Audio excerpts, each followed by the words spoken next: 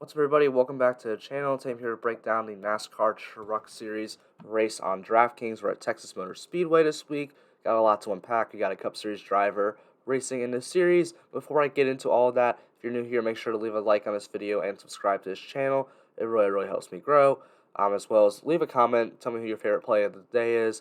And turn on the notification bell so you can know when all my videos are available and when I'm going live for my live streams. Speaking of live streams, I will not be able to do a live stream for the Truck or Xfinity Series race this weekend as I will be out of town. However, for the Cup Series race, I will be able to do one probably right before the All-Star race actually starts, so be sure to tune in for that. If you want more of my content, you can always subscribe to my Patreon. I'll put the link down below. It's $10 a month for all three series combined, and you're going to get a bunch of spreadsheets, a bunch of projections, past optimal lineups, what I expect optimal lineups to look like, rankings, tiers, a bunch of stuff that you're going to find over there. So be sure to hit that link down below, as well as my Twitter. Go follow me over there where you can ask me questions. As I won't be going live this week, so if you have questions for me about the slate, Twitter is the best place to find me. So go hit the link down below as well. Let's get into the plays here. We're going to start with Chase Elliott. That's our Cup Series driver in this race. Look, I really only see two drivers being dominators here. I think it's going to be either Chase or John Hunter Nemechek. Those are the two guys I see getting out front. Obviously, John Hunter Nemechek has been the best driver in the series this year, leading pretty much everything, especially at tracks similar to Texas, as we saw him dominate Charlotte a few weeks ago. And obviously, Chase Elliott, he's Chase Elliott. So I'd probably want to play either one of these guys in the lineup. I know Chase Elliott starts 22nd, so he offers you place differential and dominator upside. So both of those two, for me, Chase and John Hunter, one of these guys is going to get out front and lead laps. I'd probably want them in pretty much every single one of them in every single lineup. I don't think it's going to be really tough to get to both of them, but I'd probably want to go to at least one of those guys in every single lineup. Which makes me, a little bit less interested in Sheldon Creed and Ross Chastain, but I do think they're both fine. Ross Chastain should run well. He has some good average finishes at these intermediate tracks. I just don't think that niche truck is really capable of a dominant performance, but he does start 24th, so he offers you some place differential. So I do like Ross Chastain. Sheldon Creed starting 16th, he offers you a little bit of place differential as well. But, you're probably going to want to get some dominator points here. We've seen him get some. He has 143 laps led at Texas, 584 at intermediates, and 456 at large ovals.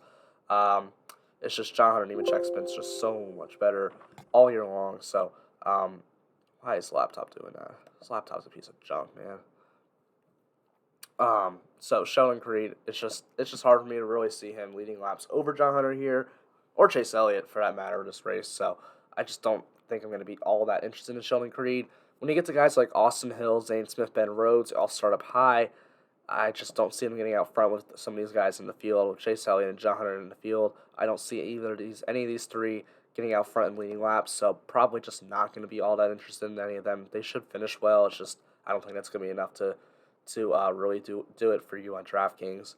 We got Grant Enfinger starting 18th and 9,400. I do like that. He's back in a 98 truck for Thor Sport Racing this week. That truck is definitely capable of a top 5. I could totally see him finishing in the top 5 this week. He's a very talented driver. Honestly, might be the best driver right now in the Thor Sport camp. Just doesn't bring as much sponsorship, so he doesn't get to race every truck or every race in this car or in this truck. So Grant Enfinger, definitely like him. I think he brings you top 5 upside here, starting 18th, and I do like that. Matt Crafton is a similar play to me. It's just obviously Enfinger starts a little bit farther back. Both of them can finish in the top 5. Crafton very good at Texas and these mile-and-a-half tracks overall. When you look at this year, he has not been running too well, though. 14th best average finish in the last 5 races is not good, but 8th best average position does show he's been running a little bit better than he's finishing. So I do like them. I think I like Enfinger a little bit more, but they're both similar plays to me. I'm okay with either of them. Stuart Friesen, again, just starts a little bit too high. Same thing with Todd Gilliland, Chandler Smith as well. Although I do think these guys are a little bit more interesting than these, just because you're saving salary here. That's just how it is. So if you want to get to Chandler Smith, I don't think I hate it. He can finish in the top 5. I think it'll be decent, but I'd still just much rather pay for some of these other guys.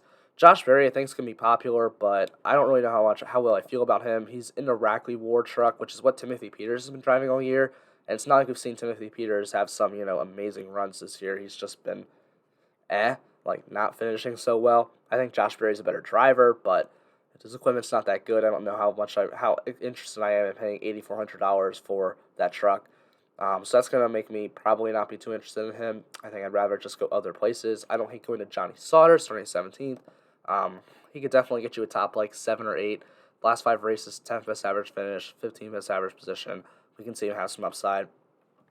So starting 17th, I don't mind Johnny Sauter. I think I'd rather go to him than Josh Berry, just because I think that truck's better. I don't think the Berry truck is really that good.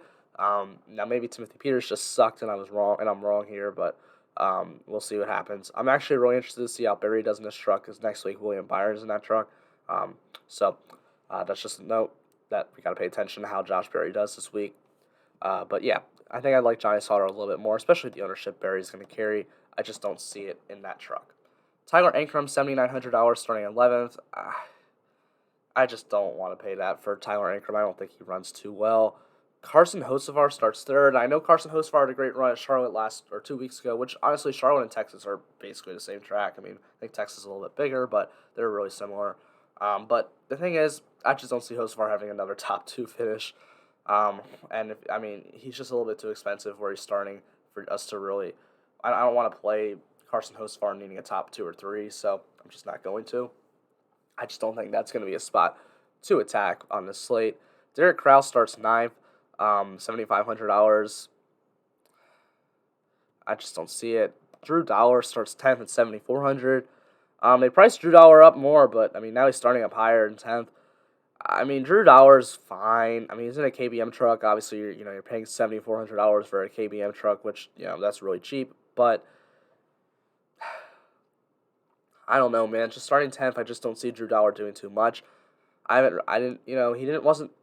ran fine at Charlotte, but like, I feel like he'll just run around 10th all day. I don't really see him getting up inside the top 5.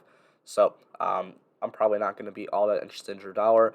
Tanner Gray, he's been burning us all year, starts 20th. He's going to have to get up, probably right around, the top 12, the top 10 here. So, that's definitely possible. It's just he has not had a good season, but hopefully people are scared off by that. And I don't mind going back to Tanner Gray. Probably don't want to play him in cash games, but as a tournament play, I don't hate it at all. Brennan Poole starts 27th at $7,000. We haven't seen Brennan Poole race in a year now, but he would always have decent runs in this on point number 30 truck. Starting 27th, I think he has top 15 upside. He's a better driver than Danny Bone, who's been in that truck all year. So I don't hate Brennan Poole. I think he's a good tournament play. Probably going to be someone I get some exposure to.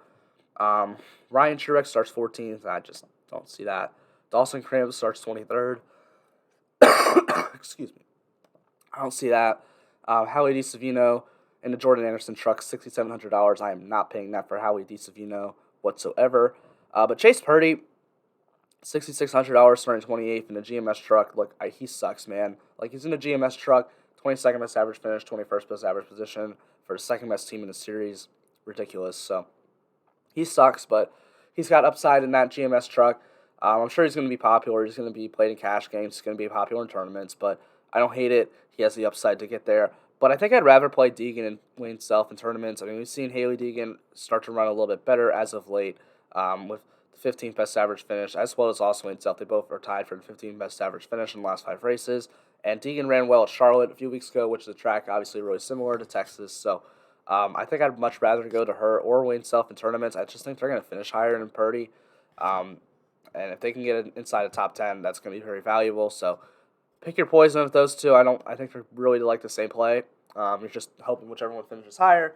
So, go with whichever one you want to. I'm sure Deegan gets a little bit more ownership than Wayne Self just because people know who she is. So if you want to go with Wayne Self, I don't hate that at all. Spencer Boyd starts 26. I'm not going to go there. Tyler Hill is starting 25th here. That truck can get inside the top 20. So I don't hate going there at all. I think Tyler Hill is definitely someone who has upside and potential to be a tournament-winning play.